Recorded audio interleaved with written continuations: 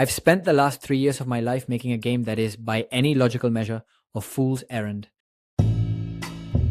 It's a deep, complex role-playing game for a niche audience, launching into a fiercely competitive market. And as I stand here, with years still to go, I have to ask myself an important question. What is the real value of this journey? This is the story of that journey. It's about the quiet purpose of a long-term project, the steady rhythm of solo problem solving, and what happens when you pour thousands of hours into something that's still years away from even a demo. It's a story about the widening distance between the simple idea I started with and the rich, complex reality I'm slowly building. This was never going to be a quick project. I knew from day one it was a marathon, not a sprint. It started with a spark, an idea for a story-driven RPG, the kind of game I loved but couldn't find on mobile. That idea took root after I finished a Udemy course that gave me the basic tools to start building. I wasn't naive about the timeline. I knew it would be long and demanding, and I committed completely. Those first few months were a period of focused development. I created the basic player scripts, designed the core progression, and built the first playable prototype. Every new feature, every build that didn't immediately break was a confirmation of progress. I was focused on the act of creating, knowing this was just the first leg of a very long race. My budget? Basically nothing. The plan was to keep costs at a minimum, with the real investment being my own time. I chose Unity because it's a cornerstone of the mobile industry and promises a write-once, deploy-anywhere workflow that seemed practical for a solo developer. I saw the long road ahead and took the first step. The initial momentum was strong, and I knew the real goal wasn't just to start the race, but to find a pace I could sustain. 3 years later, I'm deep in the grind. The game is exactly where it should be on its long timeline, and that consistency gives me a foundational sense of purpose. My main companion isn't a catastrophic bug or a design flaw, it's simply time. As a part-time solo developer, I am patiently carving a mountain with a chisel. Things that would take a small team weeks take me months. Along the way, I've had to build many things that aren't even in the game right now. Tools, prototypes, and abandoned features. But they were all necessary steps to open my mind and learn how to solve the next problem. Some developers call the middle of a project the dark swamp of sadness. But for me, it's a place of quiet focus. The initial excitement has faded, and the finish line is a distant point, which allows me to simply focus on the work itself. My week is a steady cycle. I wake up early for a 90-minute coding session, think through design decisions on my lunch break, and end the day logging my progress.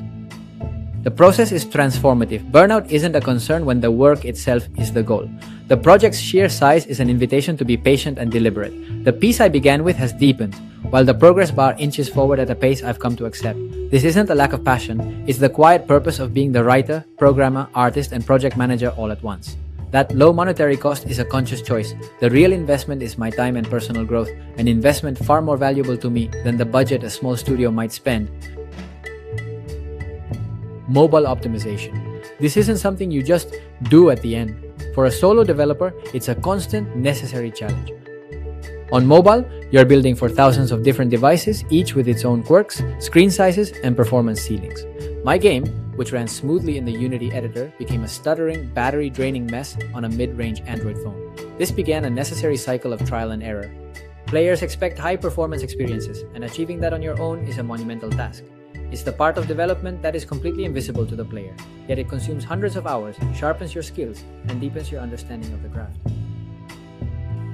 After 3 years, the game is making steady progress. The core gameplay is solid, the content is growing, but the finish line is still a long way off.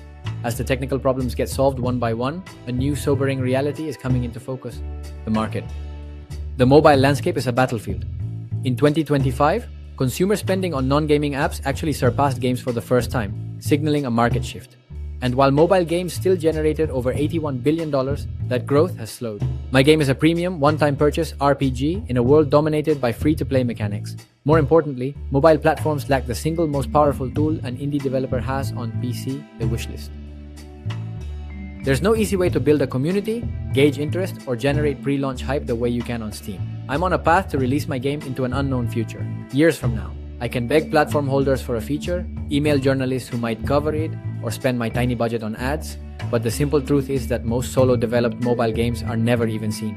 In 2025, over 1.4 million apps and games were released, but the vast majority failed to get a critical mass of users. The idea of if you build it, they will come is a complete fantasy. I've committed years of my life to this project, and I accept the real possibility of launching it to a silent reception. This whole journey has been deeply personal, and I know I'm not the only one who feels this way. If this kind of dedication sounds familiar, If you've ever poured your heart and soul into a project with a completely uncertain future, I'd be interested to hear your story. Leave it in the comments. Let's talk about the things we make for the sake of making them. So, after 3 years on this path with still so far to go, I come back to the same question. Was it worth it? The honest answer is yes. If I measure worth in dollars earned or downloads, I know that whatever money it generates will be far less than I would have made working a normal job for the same hours. It's a financial risk, and most solo developers never make significant money from their games. But I measure it another way. I improved my programming skills, I learned design, project management, and 1,000 other skills I didn't have when I started. The process, as focused as it is, forces a kind of growth I couldn't have found anywhere else. I'm building something from the ground up with my own 2 hands and changing myself in the process. There is a profound value in that act of creation, of seeing it through to the end, that has nothing to do with public recognition or financial success. And that, I believe, is the real reason we do it. It's why we spend years building a game that no one might ever play, because the journey itself changes you.